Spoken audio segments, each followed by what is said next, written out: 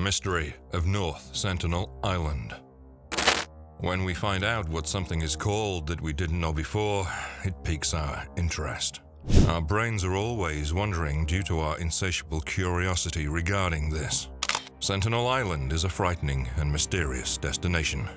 Whether it's a known island or one that hasn't been found yet, it's in the middle of the Bay of Bengal.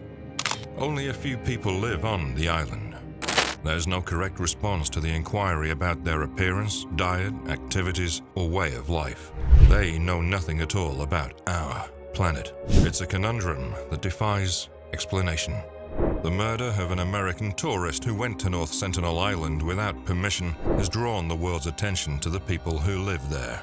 North Sentinel is a small island off the main shipping routes, surrounded by a shallow reef with no natural harbors. This, combined with protective laws enforced by the Indian government and the people's fierce defense of their home and privacy, makes them one of the few mainly remaining uncontacted groups in the world. The island hasn't been visited by anybody from the outside world in almost 200 years, and when they have, it's usually ended poorly for everyone involved. The Sentinelese. Who are they? On North Sentinel Island, there are likely between 80 and 150 people, but a 2011 census and anthropologists' estimates of how many people the island could support say that there may be as few as 15. However, there may be as many as 500 individuals there. The Sentinelese people are linked to other indigenous communities in the Andaman Islands, a collection of islands in the Bay of Bengal off the coast of India. Still, they've been cut off so long that their language is incomprehensible to other Andaman groups like the Onge and the Jarawa. Only one individual, who visited a Sentinelese village in 1967, conveyed that the Sentinelese live in slender huts with sloping roofs. That person, Pandit, saw a group of huts set up facing each other with a fire in front of each one. They build small, thinner outrigger canoes that steer with long poles in the calm, shallow waters of the reef. The Sentinelese fish and gather crabs from such boats. They are hunter-gatherers, and if their way of life is similar to that of other Andamanese tribes, they presumably subsist on fruits, tubers, eggs from seagulls or turtles, and small game like wild pigs or birds that grow naturally on the island. Unwanted guests have learned to respect their skills, including knives, spears, bows, and arrows. Many of these tools and weapons have iron tips that the Sentinelese probably found washed up on the shore and then shaped to fit their needs. The Sentinelese make iron-tipped wooden axes and weave mesh baskets.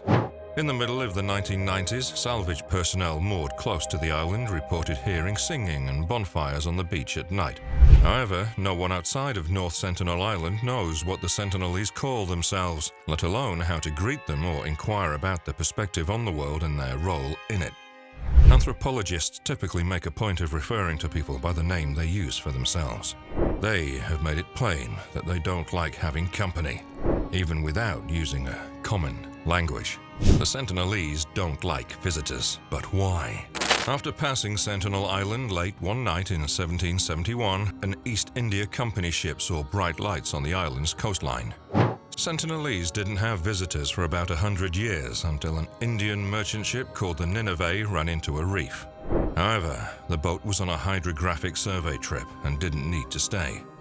A total of 86 passengers and 20 crew members made it to shore safely. After hiding for 3 days, the Sentinelese started firing bows and arrows with iron tips at the visitors because they thought they'd been there too long. While the Nineveh side of the meeting is all recorded in Western history, it's intriguing to consider what could have been happening in the background in Sentinelese settlements. Was there any back and forth on how to treat the new arrivals? Did the shipwreck victims break a rule or boundary the Sentinelese didn't know about, leading them to act? Or did it take them so long to make up their minds? The Nineveh's crew and passengers fought back with sticks and stones, and the two sides settled into an uneasy truce until a ship from the Royal Navy came to rescue them. When the British were in the area, they decided to add Sentinel Island to their colonial holdings. Until 1880, only the British signed this decision.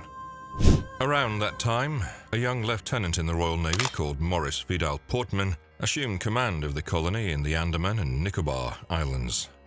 In 1880, Portman and a large group of Navy officials, prisoners from the prison colony on Great Andaman Island, and Andamanese trackers came to North Sentinel Island. Portman thought he was an anthropologist. Only empty villages were found. The people must have seen them coming and gone deeper into the country for safety. Portman and his search team found an old couple and 4 kids who had apparently fallen behind and brought them to Port Blair, the colonial capital on South Andaman Island. All 6 Sentinelese who were taken captive soon got very sick, and the old couple died at Port Blair. Portman left a little mound of presents on the beach at North Sentinel for the 4 sick children. We can't tell whether the children's disease spread to the rest of their tribe or how widespread it was. But the Sentinelese surely didn't leave the trip feeling friendly toward outsiders. Attempted escape from the Great Andaman Island penal colony by an inmate on an improvised raft in the year 1896. In a classic case of out of the frying pan and into the fire, he washed up on North Sentinel Island. A few days later, a colonial search team located his body, which had been riddled with arrow wounds and had its neck slashed. The British made the right call to leave the Sentinelese in peace, at least for the next century. Can you really make Sentinelese friends? Anthropologists led by Trinnoch Nath Pandit and helped by the Indian government showed up on North Sentinel Island 100 years after Nineveh sank. They discovered only recently abandoned shacks, just as Portman had. The residents had fled so rapidly that they left their fireplaces burning. Bolts of fabric, chocolates, and plastic buckets were among the presents that Pandit and his colleagues left. Even though the anthropologists told them not to, the Indian police and Navy officers with Pandit stole from the Sentinelese. They broke into their homes and took bows, arrows, baskets, and other things. Since 1947, when India got its own government, North Sentinel Island has been in a confusing legal situation. A survey team from India placed a stone plaque on the shore of the uninhabited island in 1970 to officially claim it for the country. Unfortunately, the Sentinelese answer was never documented. Pandit and his co-workers tried many times to get in touch with the island by bringing a dinghy to the beach, leaving gifts like coconuts and then leaving quickly. The Sentinelese didn't like playing with plastic toys, and they treated real pigs the same way by spearing them and burying them in the sand. Even though coconuts don't grow on the island, the people who lived there were happy with their metal cooking tools and welcomed the new food immediately. Pandit and his team usually kept an eye on them with bows and arrows while delivering them by the bag. No one talked to each other for 25 years, but Pandit thought the foreigners won his trust by slowly giving him more information.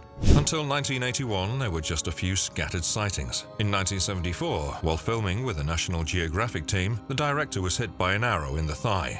In 1975, when King Leopold III of Belgium was living in exile, he sailed near the island on a yacht. The Sentinelese shot arrows at the boat. The monarch seemed to take great pleasure in it all. Strangely reminiscent of the Nineveh's sinking, a cargo ship named the Primrose and her 28-person crew got aground on the reef in 1981. The sailors were rescued by a helicopter this time, and tourists who came after them said the Sentinelese seemed to have used metal from the ship in their equipment and weaponry.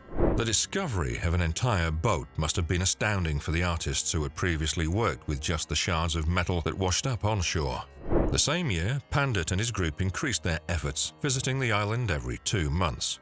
10 years later, his consistency and diligence paid off in Pandit's last year before retiring.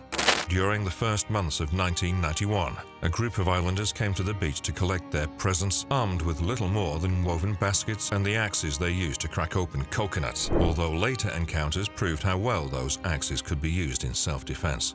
They went deeper into the midst of the strangers than they had ever gone before. In a fascinating turn of events, the anthropologist returned later that day to find a dozen Sentinelese individuals waiting on the beach. A guy aimed his bow toward the guests, but a lady pulled it back. The guy buried his bow and arrows in the sand in response. After the guns were thrown away, the locals hurried out to the boats of the tourists to collect their coconuts. Still, we're determining if this was part of a negotiation or just a show. The Sentinelese, however, had a limit to their generosity. A few weeks later, on another visit, a Sentinelese man pulled out his knife and made a cutting motion to tell Pandit that it was time for the visitors to leave. The animals would turn their backs on us and squat down as though to defecate if we crossed into their domain, against their inclinations or came too near. You just made an insult. The arrows were a last resort, but they would use them if we didn't heed their warning, Pandit told Indian Express. The Sentinelese gave the anthropologists the cold shoulder when they gave them a gift of coconuts. They didn't invite anthropologists to stay on the island or explore its interior. Both groups learned to communicate with each other. It's important to note that the Sentinelese didn't always welcome the tourists. Anthropologists sometimes encountered armed men on the beach. Indian authorities stopped allowing anthropologists to enter the country in 1996. After the 2004 tsunami, Indian Coast Guard helicopters flew over the island and discovered the Sentinelese in excellent health, but they were not happy to see them. They immediately launched an arrow assault on the chopper. In 2006, a boat with 2 Indian crab harvesters washed up on shore. The Sentinelese killed the 2 people on board and immediately buried their bodies. It's not surprising that the Sentinelese thought John Allen Chow, an American who went to their island earlier this month and started singing hymns on the beach, was a trespasser. He was driven away twice, but on his 3rd attempt to land, they apparently murdered him. His body has apparently been buried with the 2 Indian fishermen who went missing in 2006. The Indian government has halted its search for Chow's corpse because of concerns for the safety of its search teams and the Sentinelese people. Because of this tragedy, some people wonder if uncontacted groups like the Sentinelese need extra protection. Pandit has recommended letting them be.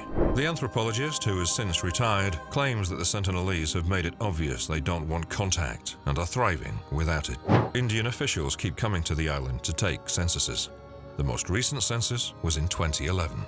Don't go to this island. These people see us as aliens, and we don't know their language. Imagine these aliens flying in on a massive chopper without even understanding what fire is. If anything that was exposed to even one of us could kill them all just because we could make them unwell, we'd probably freak out as well.